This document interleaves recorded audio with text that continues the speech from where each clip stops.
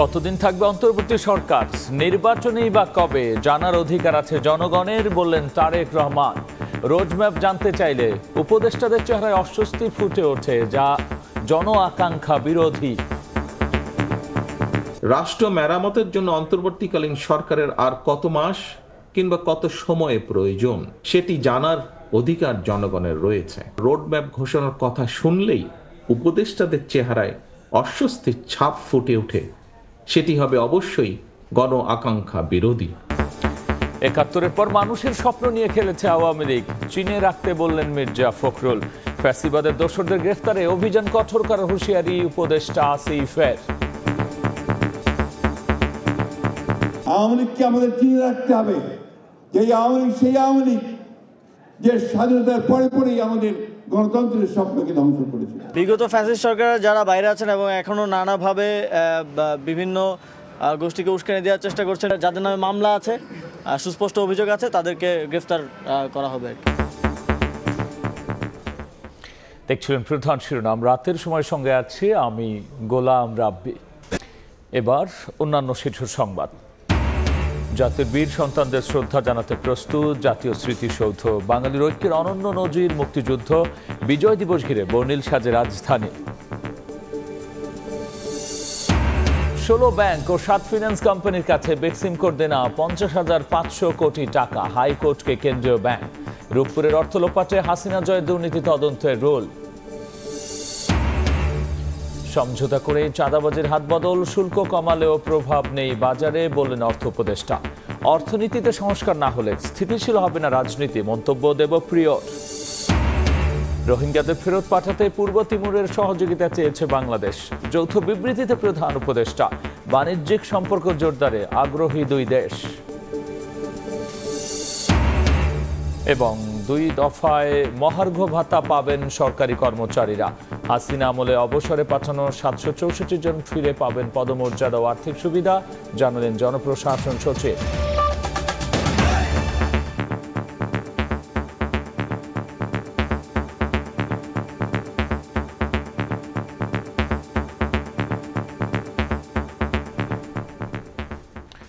নির্বাচনী রোডম্যাপ ও কাজের হিসাব দিতে অন্তর্বর্তী সরকারের উপদেষ্টারা অস্বস্তি বোধ করলে তা উদ্বেগের বিষয় বলে মন্তব্য করেছেন বিএনপির ভারপ্রাপ্ত চেয়ারম্যান তারেক রহমান। ৭১-এর পর থেকে আওয়ামী লীগ দেশের মানুষের স্বপ্ন নিয়ে খেলেছে বলে মন্তব্য বিএনপি নেতাদের। বিএনপির বিজয় দিবসের আলোচনা সভা রাজধানীর ইঞ্জিনিয়ারিং ইনস্টিটিউটে। দলের সিনিয়র নেতারা সভায় যোগ দিয়ে বলেন, নানা রকম উস্কানি দিয়ে দেশে বিদেশে ষড়যন্ত্র করছে পতিত স্বৈরাচাররা। অন্তর্বর্তী সরকার কবে নির্বাচন দেবে তা জানার অধিকার জনগণের আছে মন্তব্য করে ভারপ্রাপ্ত চেয়ারম্যান তারেক রহমান বলেন, নির্বাচনের রোডম্যাপ জানতে চাইলে যদি উপদেষ্টাদের চেহারায় অস্বস্তি দেখা দেয় তবে তা জন আকাঙ্ক্ষা বিরোধী। অন্তর্বর্তীকালীন সরকার নিজেরা নিজেদেরকে সফল দেখতে চায় কিনা তা তাদের কার্যক্রমের মাধ্যমেই প্রমাণ করতে হবে। রাষ্ট্র মেরামতের জন্য অন্তর্বর্তীকালীন সরকারের আর কত মাস কিংবা কত সময়ে প্রয়োজন, আগামী দিনের কর্ম পরিকল্পনার রোডম্যাপ ঘোষণার কথা শুনলেই যদি উপদেষ্টাদের চেহারায় অস্বস্তির ছাপ ফুটে ওঠে, সেটি হবে অবশ্যই গণ আকাঙ্ক্ষা বিরোধী। অন্তর্বর্তীকালীন সরকার যদি শুধু সংস্কারের নামে সময় সংক্ষেপ করেন, তাহলে জনগণের কাছে সংস্কার আগে নাকি সংসার আগে, এই প্রশ্নটি মুখ্য হয়ে উঠতে পারে। পরিবর্তনের ফসল ঘরে তুলতে হবে মন্তব্য করে নেতারা বলেন, জনগণের প্রতি দায়বোধ থেকেই ভোটের মাধ্যমে ক্ষমতায় আসতে চায় বিএনপি। মহাসচিব বলেন, জনগণের স্বপ্ন নিয়ে খেলাই আওয়ামী লীগের কাজ। আওয়ামী লীগকে আমাদের চিনে রাখতে হবে, যে আওয়ামী লীগ সেই আওয়ামী লীগ যে স্বাধীনতার পরে পরেই আমাদের গণতন্ত্রের স্বপ্নকে ধ্বংস করেছে। সবচেয়ে বেশি যে প্রয়োজন, আমাদেরকে অবশ্যই অতি দ্রুত একটি গ্রহণযোগ্য নির্বাচনের মধ্য দিয়ে এই সংস্কারের পথকে আমাদের সুগম করতে হবে, এবং সেটাই হবে একমাত্র যোগ্য কাজ। বিলম্ব না করে জনগণকে নির্বাচনমুখী করতে সরকারের পদক্ষেপ নেওয়া উচিত বলেও মন্তব্য নেতাদের। কামরুজ্জামান মামুন, সময় সংবাদ, ঢাকা। কাল থেকে ফ্যাসিস্টের দোসরদের গ্রেফতারে অভিযান কঠোর করার হুঁশিয়ারি দিয়েছেন যুব ক্রীড়া উপদেষ্টা আসিফ মাহমুদ সজীব ভূঁইয়া। বিকেলে আইন শৃঙ্খলা সংক্রান্ত উপদেষ্টা পরিষদের ৫ম বৈঠক শেষে এমন হুঁশিয়ারি দিয়েছেন তিনি। বিগত ফ্যাসিস্ট সরকার যারা বাইরে আছেন এবং এখনো নানাভাবে দেশকে অস্থিতিশীল করার ষড়যন্ত্র করে যাচ্ছেন, বিভিন্ন গোষ্ঠীকে উস্কানি দেওয়ার চেষ্টা করছেন, বিভিন্ন জায়গায় ফান্ডিং করছেন এবং মিছিল করার চেষ্টা করছেন। আপনারা দেখেছেন গতকালকেও কয়েকজনকে অ্যারেস্ট করা হয়েছে, যাদের নামে মামলা আছে, সুস্পষ্ট অভিযোগ আছে, তাদেরকে গ্রেফতার করা হবে। তবে আগামীকালকেও আমরা দেখেছি যে তারা কর্মসূচি ঘোষণা করছে। এর আগেও বিভিন্ন সময় আপনারা দেখেছেন কর্মসূচি ঘোষণা করেছে, কিন্তু আসলে আদতে কোনো কর্মসূচি হয় নাই। আইন শৃঙ্খলা বাহিনী তাদের সজাগ দৃষ্টি, সতর্ক দৃষ্টি রাখবে যাতে কোনো বিশৃঙ্খলা সৃষ্টি করার কেউ ষড়যন্ত্র করতে না পারে। ৭১-এর বীর সন্তানদের শ্রদ্ধা জানাতে প্রস্তুত জাতীয় স্মৃতিসৌধ। সৌন্দর্য বর্ধনের পাশাপাশি ঢেলে সাজানো হয়েছে নিরাপত্তা ব্যবস্থাও। জনগণের প্রত্যাশা, সবার প্রচেষ্টায় এবারের বিজয় দিবস হবে উৎসব মুখর। সভার থেকে ধ্রুব ব্যানার্জি রিপোর্ট, ক্যামেরায় ছিলেন আশরাফুল ইসলাম। এক প্রজন্মের হাতে গড়ছে আরেক প্রজন্ম। বিজয় দিবসের একদিন আগে নিরাপত্তার স্বার্থে বন্ধ জাতীয় স্মৃতিসৌধের প্রধান ফটক। তাতে কি চোখে স্বপ্ন নিয়ে চাচা হান্নানের কাছে ছোট্ট আত্মাপ জানছে স্বাধীনতাকে। দশতে আইসি আমি আনন্দ করার জন্য, ভিতরে ঢোকার জন্য আইলাম, তাই যে বন্ধ তা জানি না, তাও ভালো লাগছে। তফাতে দেখতে পাচ্ছি সৌন্দর্য লাগছে। লাল সবুজের মিশ্রণ, সঙ্গে রং তুলির আঁচড়। শিশু কিশোরের হাতে ফুটে উঠছে এক খণ্ড বাংলাদেশ। স্মৃতিসৌধ না দেখতে পারার আক্ষেপ ম্লান হয়েছে তার কাছে। অনেক দূর থেকে এসেছিলাম, এসে দেখতে পারি। যে দলে আসুক না কেন, প্রত্যেকের কাছে সমান অগ্রাধিকার থাকবে, এটাই আমরা আশাবাদী। এছাড়া আমরা অন্য কিছু ভাবতে পারি না। ঢুকতে পারি নাই দেখে খারাপ লাগছে, দেখে ভালো লাগছে। সকাল থেকেই ব্যস্ততা পিছু ছাড়েনি জাতীয় স্মৃতিসৌধের কর্মকর্তা কর্মচারীদের। প্রধান সড়কে কার্পেটিং, রঙিন ফটকে শেষবার রঙের আঁচড়, পরিষ্কার পরিচ্ছন্নতা সহ চলছে নানা কর্মযজ্ঞ। ব্যান্ডিং, পিভিসি, লোপার, রং এগুলাই করা হয়েছে। এখন ওই টুকিটাকি কাজ যে ফিনিশিং আছে, এই ফিনিশিংটা দিলে আমাদের কাজ শেষ হবে। আর মাত্র কয়েক ঘন্টা, এরপরই শ্রদ্ধা জানানোর জন্য লাখো মানুষের ঢল নামবে জাতীয় স্মৃতিসৌধে। সেই উদ্দেশ্যে সৌন্দর্য বর্ধনের কাজ যেমন করা হয়েছে, তেমনি করেই বাড়ানো হয়েছে নিরাপত্তা। 5 স্তরের নিরাপত্তা বলয়ে ঢেকে ফেলা হয়েছে 48 একরের স্মৃতিসৌধ এলাকা। সিসিটিভি ক্যামেরার পাশাপাশি বসানো হয়েছে ওয়াচ টাওয়ার। আশেপাশের জেলায় নিরাপত্তা জোরদারের পাশাপাশি 16 ডিসেম্বর ভোর থেকে আমিনবাজার নবীনগর সড়কে যান চলাচল থাকবে সীমিত। ঢুকতে পারছি না, তো অবশ্যই নিরাপত্তাটা অনেক কঠোরভাবে হচ্ছে। 5 স্তরের নিরাপত্তা এখানে বজায় রাখছে। আমরা দেশের সকল জনগণকে বলবো যে আপনারা আসেন। গণ অভ্যুত্থানের পর প্রথম বিজয় দিবস, তাই প্রত্যাশাও আছে অনেক। কিছু সন্ত্রাসী আছে, এগুলোকে প্রতিহত করা উচিত। 2025 সালে যেন আমরা সেই মুক্ত আকাশের মতো, একদম মুক্ত যে পাখি মুক্ত আকাশ হবে, ঠিক ওইরকম যাতে আমরা স্বাধীনভাবে বলতে পারি যে এটাই আমাদের বাংলাদেশ। স্বাধীন দেশের নাগরিক হিসাবে স্বাধীনভাবে চলতে হবে। আমরা সঠিকভাবে আমাদের দেশকে দুর্নীতি মুক্ত করতে হবে। 16 ডিসেম্বর সূর্যোদয়ের সঙ্গে সঙ্গে জাতির সূর্য সন্তানদের উদ্দেশ্যে স্মৃতিসৌধে শ্রদ্ধা জানাবেন রাষ্ট্রপতি, উপদেষ্টা মণ্ডলীর সদস্য, বিদেশি কূটনীতিক, বাংলাদেশ সফরে আসা পূর্ব তিমুরের রাষ্ট্রপতি সহ বিভিন্ন রাজনৈতিক দলের নেতারা। এরপর স্মৃতিসৌধ উন্মুক্ত করে দেয়া হবে সর্বসাধারণের জন্য। ধ্রুব ব্যানার্জি, সময় সংবাদ, ঢাকা। এদিকে বিজয়ের 54 বছর উদযাপনে বর্ণিল আলো সেজেছে তিলোত্তমা। ঢাকা সন্ধ্যার পর থেকেই লাল সবুজের আলোক ছটায় ঝলমলে আবহাওয়া ফুটে উঠেছে নগরীর বিভিন্ন এলাকায়, যা মুগ্ধতা ছড়াচ্ছে নগরবাসীর মাঝেও।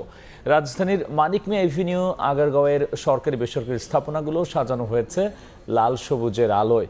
আইসিটি টাওয়ার, নির্বাচন ভবন সহ লাল সবুজের আলোয় ছেয়ে গেছে চারপাশ। বিজয়ের গৌরবময় ক্ষণ উদযাপনের রাস্তায় নেমে আসেন নগরবাসী। নানা বয়সী মানুষ বন্ধু স্বজনদের নিয়ে উপভোগ করছেন আলোকসজ্জা।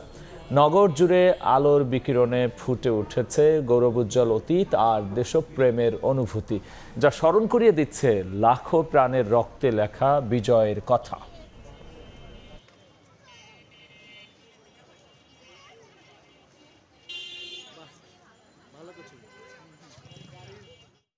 প্রতিদিনই এই রাস্তা থেকে যাওয়া আসা করি, কিন্তু এত সুন্দর, এত আলোকসজ্জা এরকমটা সবসময় দেখা হয় না।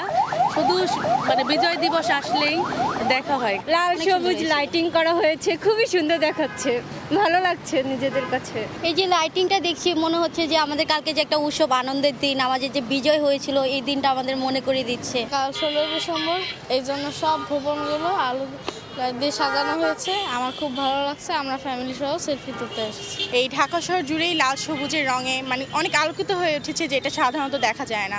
এটি অনেক সুন্দর হয়েছে। বিজয়ের আলোকসজ্জার খবর জানাতে এই মুহূর্তে মানিক মিয়া এভিনিউ এলাকায় আছেন রিপোর্টার মনির হোসেন। আমরা সরাসরি যাচ্ছি তার কাছে। হিমেল বাতাস আর মৃদু শীতের সঙ্গে যুক্ত হয়েছে বিজয়ের উৎসব। ৫৪তম বিজয় দিবস উদযাপন উপলক্ষে বর্ণিল সাজে সেজেছে রাজধানী ঢাকা। এবং সেই সন্ধ্যা থেকে আমরা রাজধানীর বিভিন্ন এলাকা ঘুরেছি, সেখানে দেখেছি যেই রঙিন সাজে সেজেছে ঢাকা।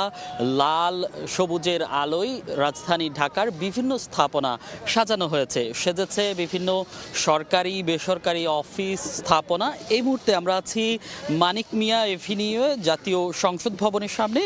আপনি নিশ্চয়ই দেখতে পাচ্ছেন যে সংসদ ভবনকেও সাজানো হয়েছে লাল সবুজের আদলে, আলোকসজ্জায় সাজানো হয়েছে এবং বিভিন্ন যেই ভবন আমরা দেখেছি সেই ভবনগুলোকেও লাল সবুজের আলোয় সাজানো হয়েছে। এই লাল সবুজের আলো জানান দিচ্ছে বিজয়ের উৎসব। কিছুক্ষণ পরেই আসলে রাত পোহালেই সেই মাহেন্দ্রক্ষণ বিজয়ের মুহূর্ত, বিজয় উদযাপন করবে এদেশের লাখো মানুষ, বিজয় উদযাপন করবে সর্বস্তরের মানুষ। এখানে আসলে আমরা দেখেছি যে এই আলোকসজ্জায় সাজানো হয়েছে রাজধানী ঢাকা, সেই আলোকসজ্জা দেখতে রাস্তায় বেরিয়ে পড়েছেন সাধারণ মানুষ এবং উদযাপনের যে আমেজ সেই আমেজ কিন্তু লেগেছে। এবং এখানে সব বয়সী মানুষ, যুবক যেমন আছে, বৃদ্ধ আছে, সেই সঙ্গে আমরা শিশুদেরকেও দেখেছি, তারাও এসেছে এই বিজয় উদযাপন করতে। এবং আমরা বেশ কিছু মানুষ আমাদের সাথে কথা বলেছেন এবং আমরা তাদের সাথে কথা বলেছি, তারা আমাদেরকে যেটি জানিয়েছে যে এই যে একটি বর্ণিল সাজ, এই বর্ণিল সাজের মধ্য দিয়ে আসলে যে বাঙালির ইতিহাস, ঐতিহ্য এবং গৌরবময় বিজয়ের যে গল্পকথা, সেই গল্পের জানান দিচ্ছে এবং সেই যে অকুত ভয় চিন্তা এবং এই যে হার না মানা যেই সেই আসলে সেই বিজয়ের গাথা আসলে জানান দিচ্ছে। সেই পতাকা, যেই পতাকা লাখো শহীদের রক্তের বিনিময়ে যেই পতাকা অর্জিত হয়েছে সেই পতাকার জানান দিচ্ছে এরকমই সেই লাল সবুজের আলোকসজ্জা। তো বিজয় দিবসের মাহেন্দ্রক্ষণে আলোকসজ্জার, রাজধানী জুড়ে আলোকসজ্জার সবশেষ মানিক মিয়া এভিনিউ থেকে এই ছিল আমার কাছে। বিজয় উদযাপনে বর্ণিল আলোকসজ্জার সবশেষ নিয়ে আমরা সরাসরি ছিলাম রাজধানীর মানিক মিয়া এভিনিউতে। যুক্ত হয়েছিলেন সহকর্মী মনির হোসেন। রূপপুর পরমাণু বিদ্যুৎ প্রকল্প থেকে শেখ হাসিনা পরিবারের $5 বিলিয়ন লোপাটের অভিযোগ তদন্তে দুদকের প্রতি রুল জারি করেছেন হাইকোর্ট। এদিকে বাংলাদেশ ব্যাংকও বেক্সিমকোর অনিয়মের খতিয়ান দাখিল করেছে উচ্চ আদালতে। 23 আর্থিক প্রতিষ্ঠানের কাছে বেক্সিমকোর দেনা $50,000 কোটি টাকারও বেশি। $13 বিলিয়ন পেয়ে নির্মাণাধীন রূপপুর পারমাণবিক বিদ্যুৎ কেন্দ্র থেকে $5 বিলিয়ন লোপাট হয়েছে। গ্লোবাল ডিফেন্স কর্পোরেশন ওয়েবসাইটে এ তথ্য প্রকাশিত হয়। এর সূত্র ধরে ক্ষমতাচ্যুত প্রধানমন্ত্রী শেখ হাসিনা, তার ছেলে সজীব ওয়াজেদ জয় ও ভাগ্নে টিউলিপ সিদ্দিকের বিরুদ্ধে অভিযোগ অনুসন্ধানের নির্দেশনা চেয়ে সম্প্রতি হাইকোর্টে রিট করা হয়। রোববার শেখ হাসিনা পরিবারের সদস্যদের বিরুদ্ধে এ অভিযোগ অনুসন্ধানে দুদকের প্রতি রুল জারি করেন হাইকোর্ট। দুদকের লার্নেড লয়ার আমাদের ইনফর্ম করেছেন যে এই আমাদের রিটটি দায়ের করার পরে এই বিষয়ে দুদকে বিভিন্ন ধরনের আলোচনা হয়েছে এবং তারা প্রিলিমিনারি কিছু ইনভেস্টিগেশন ওয়ার্ক অলরেডি করেছেন।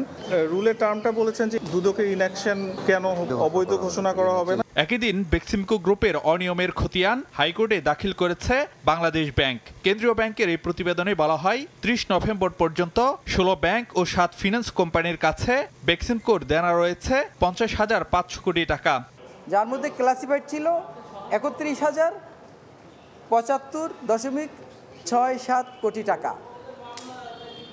এর মধ্যে বেক্সিমকো গ্রুপ অফ কোম্পানিজ 16টা ব্যাংক এবং 7টা আর্থিক প্রতিষ্ঠান থেকে লোন সংগ্রহ করেছে। বাংলাদেশ ব্যাংক অনিয়ম এবং বেআইনি এই দুইটাই তারা আইডেন্টিফাই করেছে এবং তারা লিগ্যাল অ্যাকশন নেওয়া শুরু করেছে।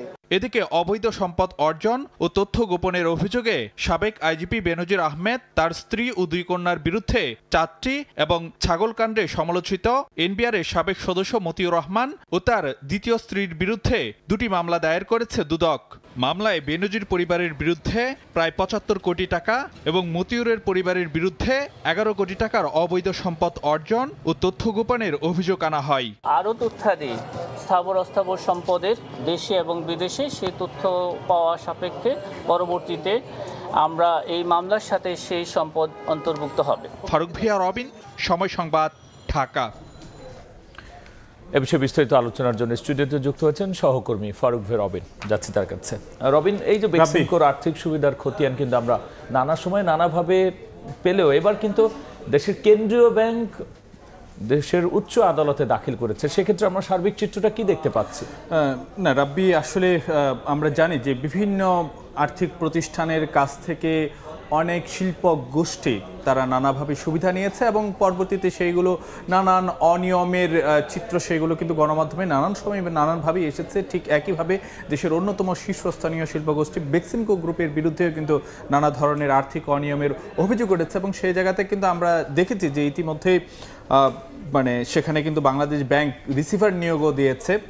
তো সেই জায়গাতে আজকে যেই প্রতিবেদনটি দাখিল করা হয়েছে কেন্দ্রীয় ব্যাংকের পক্ষ থেকে উচ্চ আদালতে, সেখানে যে কথাটি বলা হয়েছে যে 16টি ব্যাংক ও আর্থিক প্রতিষ্ঠান থেকে মানে নানাভাবে আর্থিক সুবিধা নিয়েছে বেক্সিমকো গ্রুপ এবং সেখানে কিন্তু আমি যদি আপনাদেরকে বলতে যাই সে জায়গায় জনতা, আইএফআইসি কিংবা সোনালী রূপালী ব্যাংক সহ এরকম বেশ কিছু বড় বড় ব্যাংকের নাম কিন্তু উল্লেখ করা হয়েছে এবং সে জায়গাতে বলা হয়েছে যে বেক্সিমকোর গ্রুপের বর্তমানে যে দেনার পরিমাণ সেটি হলো যে 50,000 কোটি টাকার বেশি এবং বিভিন্ন এই যে বেক্সিমকো গ্রুপের যে অনেকগুলো যে কোম্পানি রয়েছে সেই কোম্পানিগুলোর মধ্যে অর্থাৎ 188টি কোম্পানির মধ্যে 78টি কোম্পানি কিন্তু যে তারা নানানভাবে আর্থিক সুবিধা নিয়ে পরবর্তীতে তারা সুবিধা মানে সেই নানাভাবে আর্থিক সুবিধা নিলেও পরবর্তীতে ঋণ পরিশোধ করেনি বেক্সিমকো গ্রুপের 188টি প্রতিষ্ঠানের মধ্যে 78টি কোম্পানি। এটিও কিন্তু যে প্রতিবেদনে উল্লেখ করা হয়েছে এবং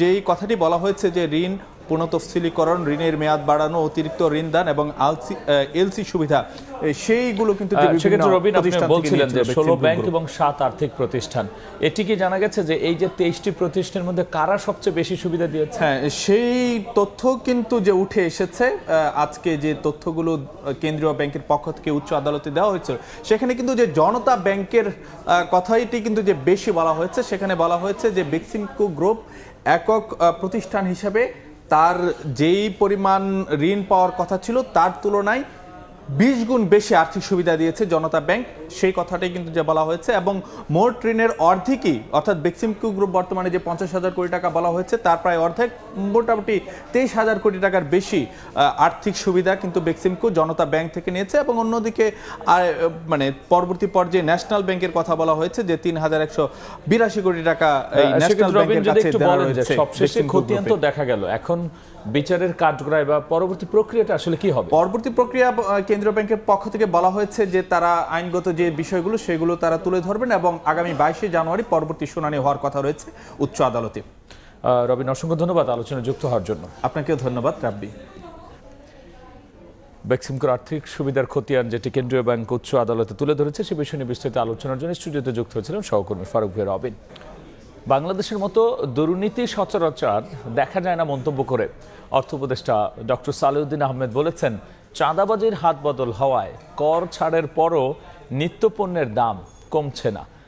আইবিএফবি আয়োজিত অনুষ্ঠানে তিনি আরও বলেছেন, ব্যবসায়ীদের প্রণোদনা কমবে, দিতে হবে যৌক্তিক কর। এ সময় অর্থনীতিবিদ ডক্টর দেবপ্রিয় ভট্টাচার্য বলেছেন, অর্থনৈতিক সংস্কার না হলে দেশের রাজনৈতিক স্থিতিশীলতা আনা কঠিন।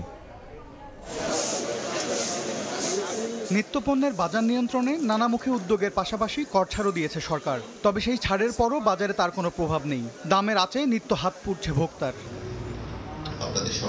রাজধানীর গুলশানে আইবিএফবির বার্ষিক সম্মেলনে অংশ নিয়ে অর্থ উপদেষ্টা আক্ষেপ করে বলেন, বাংলাদেশের মতো দুর্নীতি সচরাচর দেখা যায় না, শুধুমাত্র চাঁদাবাজির হাত বদল হয়েছে, তাই কর ছাড়ের পরও কমছে না নিত্যপণ্যের দাম।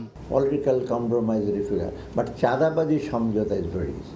আপনি 2-3 রকম চাঁদাবাজ আছে যারা আগের সরকারে, আবার যারা প্রসপেক্টিভ আসবে, are local. এ সময় অর্থ উপদেষ্টা জানান, সরকার বিনিয়োগ পরিবেশ নিশ্চিতে কাজ করলেও কর ছাড়ের সুবিধা কমাতে চায়। Now the capital market has been corrected, share prices are going down, now they are claiming share, the BSP chairman should be removed. সিপিডির সম্মাননীয় ফেলো দেবপ্রিয় ভট্টাচার্য বলেন, রাজনীতি সহ যে কোনো সংস্কারের আগে অর্থনৈতিক সংস্কার নিশ্চিত করতে হবে।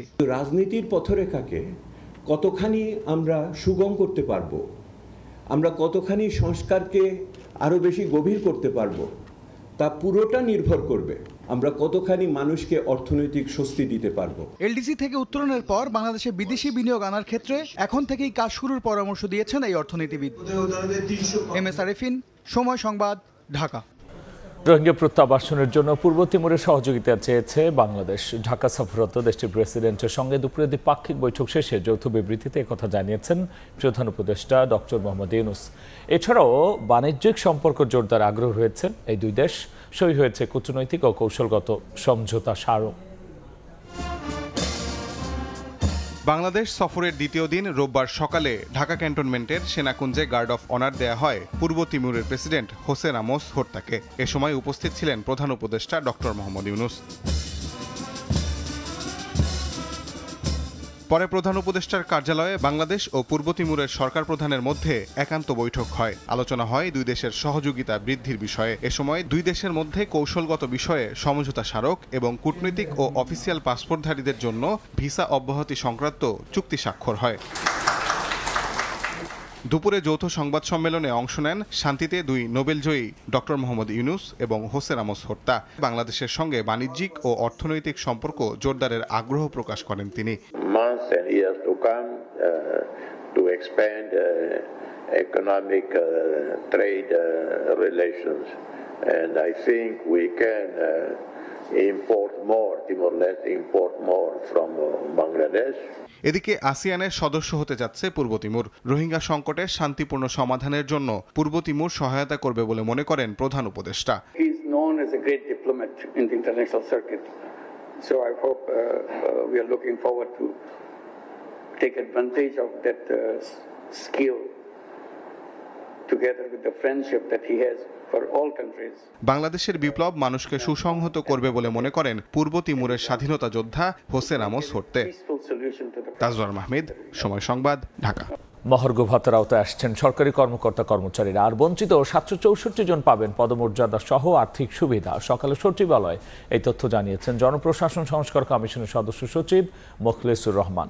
এদিকে ভোটের আগে প্রশাসন ঢেলে সাজানো সহ একগুচ্ছ সুপারিশ করেছে বিএনপি। ছাত্র জনতার গণঅভ্যুত্থানে দেশের পট পরিবর্তনের পর অন্যান্য খাতের মতো জনপ্রশাসনেও সংস্কারের উদ্যোগ নেয় অন্তর্বর্তী সরকার। এরপরেই দক্ষ, নিরপেক্ষ ও জনবান্ধব প্রশাসন গড়ে তুলতে মাঠ পর্যায় থেকে পেশাজীবী সকল স্তরের নাগরিকদের সঙ্গে মতবিনিময়ের পাশাপাশি রাজনৈতিক দলগুলোর কাছ থেকে সুপারিশ নিচ্ছে জনপ্রশাসন সংস্কার কমিশন। রোববার সকালে সচিবালয়ে কমিশনের সদস্য সচিব মোখলেসুর রহমানের কাছে সুপারিশ জমা দেয় বিএনপি।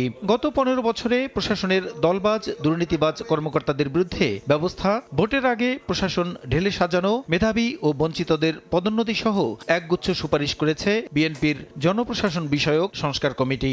এই জনপ্রশাসন দিয়ে জন আকাঙ্ক্ষা বাস্তবায়ন করা সম্ভব নয়। 14, 18 এবং 24 সনে যারা ন্যাক্কারজনকভাবে ভোট চুরি করেছে, জনগণের ভোটাধিকার হরণ করেছে, তাদেরকে চিহ্নিত করে তাদের বিরুদ্ধে অ্যাকশন গ্রহণ। পরপর 5 বছর থেকে 10 বছর পর্যন্ত দেখা গেছে কোনো মন্ত্রণালয়ে কোনো বিশেষ অফিসার বসে আছে, ওদেরকে এসব পদ থেকে বিদায় করে। দক্ষ জনপ্রশাসন গড়ে তুলতে এসব সুপারিশ সংস্কার কমিশনের প্রতিবেদনের জন্য খুবই গুরুত্বপূর্ণ মন্তব্য করে কমিশনের সদস্য সচিব জানান, আগের সরকারের সময়ে বঞ্চিত কর্মকর্তাদের পদমর্যাদা সহ আর্থিক সুবিধা দেবে সরকার। এছাড়া সকল সরকারি কর্মচারী পাবেন মহার্ঘ ভাতা। পে কমিশন একটা করা দীর্ঘ সময়ের ব্যাপার। ইন্টারিম টাইমে একটা মহার্ঘ ভাতা কমিটি করেছে। পিয়ন থেকে হাইয়েস্ট লেভেল ক্যাবিনেট সেক্রেটারি পর্যন্ত তো আছে, সবাই পাবে। তবে এটার স্ল্যাব দুইটা হইতে পারে, একটা হলো অফিসারদের জন্য একটু কম আর স্টাফদের জন্য একটু বেশি, যাতে ব্যালেন্সিং হয়। আর একটা হলো পেনশনারদের জন্য পায়। সামাজিক মান মর্যাদা এবং আর্থিক সুবিধা দিয়ে ওনার একটা পদ পদবি দিয়ে একটা জিও হবে। এই জিওর ভিত্তিতে ফাইন্যান্সিয়াল জিওতে তারা এই টাকাগুলো পাবে। ওই পদে পদমর্যাদায় তাকে জিওটা দেওয়া হবে এবং ক্যালকুলেশনটা করবে এজি অফিস। তাদের সায়েন্টিফিক নিয়ম আছে, কে কোন তারিখে কোন পদে গেল, এই সিম্পল এই জিনিসটা হলো আমরা বলি এটাকে বলি জিও বলি। এদিকে পদোন্নতি সহ বিভিন্ন দাবিতে বেশ কয়েকদিন ধরেই আন্দোলন করে আসছে আওয়ামী লীগ সরকারের সময়ে বঞ্চিত কর্মকর্তারা। প্রসূন আশিস, সময় সংবাদ, ঢাকা। এবার বাণিজ্যের খবর।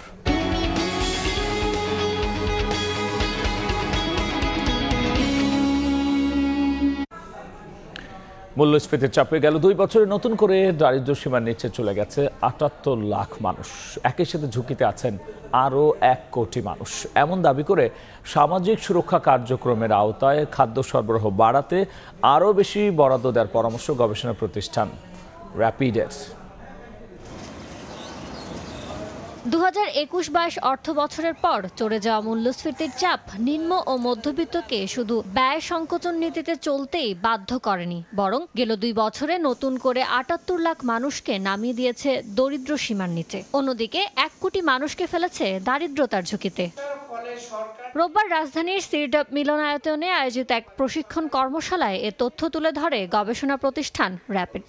মূল্যস্ফীতির সত্যিকার আজ বুঝতে তেল, পেঁয়াজ, ডিমের মতো 10 থেকে 15টি পণ্য নিয়ে নিত্য দরকারি সূচক বা ডিএনআই চালুর পরামর্শ দেওয়া হয়েছে পরিসংখ্যান ব্যুরোকে। যদি মাত্র এডিপির আমরা 2.3% বাজেট কাট করে এই 3টা সোশ্যাল প্রোটেকশন সিস্টেমে ব্যয় করি, তাহলে কিন্তু আমরা এই ব্যয়টাকে ডাবল করতে পারবো। দরিদ্র মানুষের জন্য খরচটা আমরা ডাবল করতে পারবো। এটা হচ্ছে আমাদের একটা কংক্রিট রেকমেন্ডেশন। নিম্ন আয়ের মানুষের জীবনে স্বস্তি ফেরাতে খাদ্যভিত্তিক সামাজিক কর্মসূচিতে ব্যয় বাড়ানোর পরামর্শ দেওয়া হয়েছে। যেহেতু ইনফ্লেশনারি একটা প্রেশার আছে এবং অতিরিক্ত দরিদ্র মানুষের সংখ্যা, ভালনারেবল মানুষের সংখ্যা যেহেতু বেড়ে যাচ্ছে, তাহলে তাদেরকে অ্যাড্রেস করার জন্য এই ফুড রিলেটেড যে সোশ্যাল সেফটি নেট প্রোগ্রামগুলো আছে অথবা 9টা যে সোশ্যাল সেফটি নেট প্রোগ্রাম আছে সেইখানে কিছু রিলোকেট করা যায় কিনা। এ সময় জানানো হয় বিগত সরকার জিডিপির হিসাব 50% ভুল দিলেও তা এলডিসি থেকে উত্তরণের পথে বাধা তৈরি করবে না। তবে 2026 সালে চূড়ান্ত উত্তরণ করবে কিনা সরকারের সেটি দ্রুত পরিষ্কার করার তাগিদ দিয়েছে র্যাপিড। রাইট টাইম কিনা সেটা হয়তো আমাদের বিবেচনা করার ব্যাপার আছে। ওকে। ইয়ানুর শিফাত, সময় সংবাদ, ঢাকা। বাংলাদেশের শিশুদের উৎসাহ যোগাতে ঢাকায় এসেছেন নাসার প্রধান মহাকাশচারী জোসেফ আকাবা। সকালে রাজধানী বসুন্ধরা আবাসিক এলাকার প্লেপেন স্কুলে আয়োজন করা হয় exploring space inspiring young mind শিরোনামের অনুষ্ঠান। স্কুলের ক্ষুদে শিক্ষার্থীদের প্রশ্নের উত্তর দেওয়ার মাধ্যমে অনুপ্রেরণামূলক আলাপচারিতা অংশ নেন নাসার প্রধান নভোচারী জোসেফ। অনুষ্ঠান ঘিরে শিক্ষক শিক্ষার্থীদের মধ্যে ছিল ব্যাপক আগ্রহ। বাংলাদেশ ওয়েস্ট ইন্ডিজ টি-20 সিরিজের খবর। 3 ম্যাচ সিরিজের প্রথম টি-20তে ওয়েস্ট ইন্ডিজের মুখোমুখি হবে বাংলাদেশ। ম্যাচ শুরু কাল ভোর 6টায়। সেন্ট ভিনসেন্টের আর্নস ভ্যালিতে সুখস্মৃতি নেই বাংলাদেশের। সবশেষ টি-20 বিশ্বকাপে এই ভেন্যুতে আফগানিস্তানের কাছে হেরেছিল শান্তর দল। এবার রয়েছে কঠিন চ্যালেঞ্জ। ওয়ানডেতে হোয়াইট ওয়াশ হওয়ার পর লিটন দাসের নেতৃত্বে টি-20 সিরিজে ঘুরে দাঁড়ানোর লক্ষ্য টাইগারদের। সবাইকে সামর্থ্য অনুযায়ী পারফর্ম করার তাগিদ দিয়েছেন অধিনায়ক। স্কোয়াডে যুক্ত করা হয়েছে পেসার নাহিদ রানাকে। সংক্ষিপ্ত ফরম্যাটে এ পর্যন্ত 16 ম্যাচে মুখোমুখি হয়েছে দুদল, যার মধ্যে ওয়েস্ট ইন্ডিজের জয় 9টি আর বাংলাদেশের 5টি।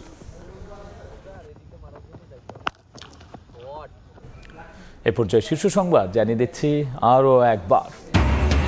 অন্তর্বর্তী সরকার থাকবে কতদিন, নির্বাচনই বা কবে, জানার অধিকার আছে জনগণের, বললেন তারেক রহমান। 71-এর পর মানুষের স্বপ্ন নিয়ে খেলেছে আওয়ামী লীগ, মন্তব্য ফখরুলের। জাতির বীর সন্তানদের শ্রদ্ধা জানাতে প্রস্তুত জাতীয় স্মৃতিসৌধ। বাঙালির ঐক্যের অনন্য নজির মুক্তিযুদ্ধ। বিজয় দিবস ঘিরে লাল সবুজ আলোয় সেজেছে রাজধানী। এবং 16 ব্যাংক ও 7 ফিন্যান্স কোম্পানির কাছে বেক্সিম কোড দেনা 50,500 কোটি টাকা হাইকোর্টকে কেন্দ্রীয় ব্যাংক। রূপপুরের অর্থ লোপাটে হাসিনা জয়ের দুর্নীতি তদন্তের রুল।